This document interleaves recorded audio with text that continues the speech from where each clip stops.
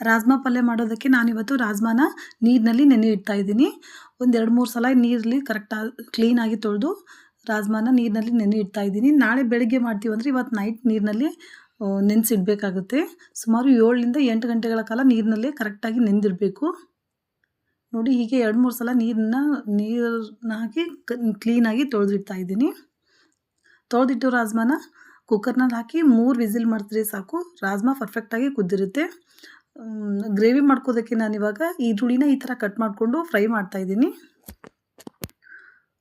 ಈರುಳ್ಳಿ ಸಣ್ಣದಾಗಿ ಕೂಡ ಕಟ್ ಮಾಡ್ಕೋಬೋದು. ದಪ್ಪದಾಗಿ ಕಟ್ ಮಾಡಿದ್ರೆ ಸ್ವಲ್ಪ ಫ್ರೈ ಮಾಡ್ಕೋದಕ್ಕೆ ಟೈಮ್ ಬೇಕಾಗುತ್ತೆ.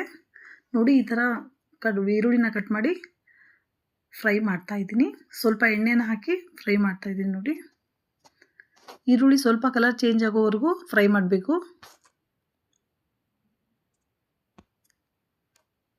ಗ್ರೇವಿ ಮಾಡ್ಕೋಬೇಕಾಗಿತ್ತಂದರೆ ಈರುಳ್ಳಿ ಬೇಕಾಗುತ್ತೆ. ಇನ್ ಕೇಸ್ ಗ್ರೇವಿ ಬೇಕಾಗಿದ್ದಿಲ್ಲ ಅಂದರೆ ಈರುಳ್ಳಿ ಮತ್ತು ಟೊಮೊಟೊ ಪ್ಯೂರಿ ಬೇಕಾಗಲ್ಲ. ನೋಡಿ, ಸ್ವಲ್ಪ ಈರುಳ್ಳಿ ಫ್ರೈ ಆದ ನಂತರ ನಾನು ಟೊಮೊಟೊ ಕೂಡ ಇದರೊಳಗೆ ಫ್ರೈ ಮಾಡ್ತಾಯಿದ್ದೀನಿ. ಸಪ್ರೇಟಾಗಿ ಕೂಡ ಫ್ರೈ ಮಾಡ್ಬೋದು. ಟೈಮ್ ಇತ್ತಂದರೆ ಸಪ್ರೇಟಾಗಿ ಫ್ರೈ ಮಾಡ್ಕೊಳ್ಳಿ. ಇನ್ ಕೇಸ್ ಟೈಮ್ ಇದ್ದಿಲ್ಲ ಅಂದರೆ ಈ ಥರ ಮಿಕ್ಸ್ ಮಾಡಿ ಫ್ರೈ ಮಾಡಿದ್ರು ಸ್ವಲ್ಪ ಡೀಪಾಗಿ ಫ್ರೈ ಮಾಡಬೇಕು. ಮತ್ತು ದಾಲ್ಚಿನ್ನಿ, ಲವಂಗ ಕೂಡ ಇದರೊಳಗೆ ಹಾಕಿ ಫ್ರೈ ಮಾಡ್ತಾಯಿದ್ದೀನಿ.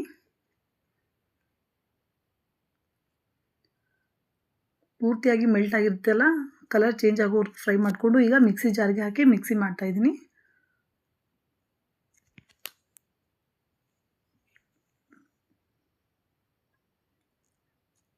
ಸ್ಮೂತಾಗಿ ಪೇಸ್ಟ್ ಮಾಡಬೇಕಾಗುತ್ತೆ. ಪೂರ್ತಿ ಸ್ಮೂತಾಗಿರಬೇಕು.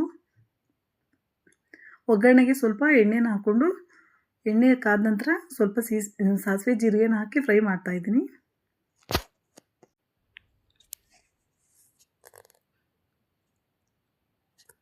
ಸಾಸಿವೆ ಜೀರಿಗೆ ಫ್ರೈ ಆದ ನಂತರ ಮನೆಯಲ್ಲೇ ಮಾಡಿರೋ ಜಿಂಜರ್ ಮತ್ತು ಗಾರ್ಲಿಕ್ ಪೇಸ್ಟ್ನ ಹಾಕಿ ಫ್ರೈ ಮಾಡ್ತಾಯಿದ್ದೀನಿ. ಗೋಲ್ಡನ್ ಕಲರ್ ಬರೋವರೆಗೂ ಫ್ರೈ ಮಾಡಬೇಕು.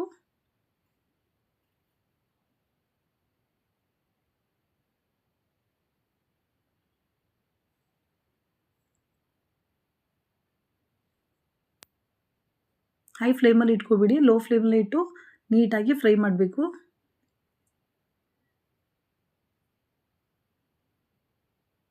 ಇವಾಗ ಗೋಲ್ಡನ್ ಕಲರ್ ಬಂದ ನಂತರ ಸ್ವಲ್ಪ ಬಟಾಣಿನ ಹಾಕಿ ಫ್ರೈ ಮಾಡ್ತಾಯಿದ್ದೀನಿ.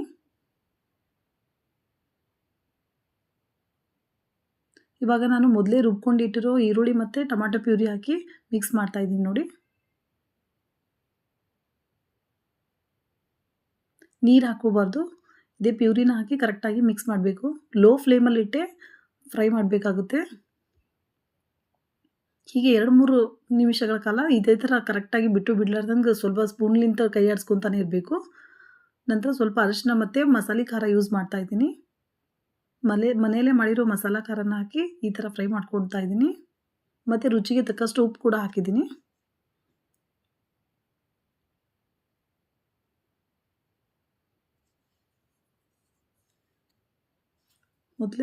ಮೊದಲೇನೆ ನಾವು ಕುದಿಸ್ಕೊಂಡಿಟ್ಟಿರೋ ರಾಜ್ಮಾನ ಇವಾಗ ಮಿಕ್ಸ್ ಮಾಡ್ತಾಯಿದ್ದೀನಿ. ನೋಡಿ, ಮೊದಲೇ ಕುದಿಸಿರೋದ್ರಿಂದ ಇವಾಗೇನು ಜಾಸ್ತಿ ಕುದಿಸ್ಕೊಳ್ಳೋ ಅವಶ್ಯಕತೆ ಏನಿಲ್ಲ.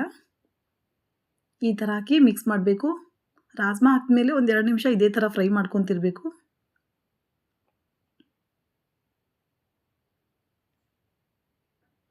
ಹೀಗೆ ಸ್ವಲ್ಪ ಒಂದು 2 ನಿಮಿಷ ಕುದಿಸಿದ್ರೆ ರಾಜ್ಮಾ ಕರಿ ರೆಡಿ ಆಗುತ್ತೆ. ಚಾನಲ್ನ ಸಬ್ಸ್ಕ್ರೈಬ್ ಮಾಡ್ಕೊಂಡು ನೋಡಿ, ಶೇರ್ ಮತ್ತು ಕಮೆಂಟ್ ಮಾಡಿ. ಮತ್ತು ನಿಮಗೇನಾದರೂ ಅನಿಸಿದರೆ ಕಮೆಂಟ್ ಮೂಲಕ ನನಗೆ ತಿಳಿಸಿ. Thank you.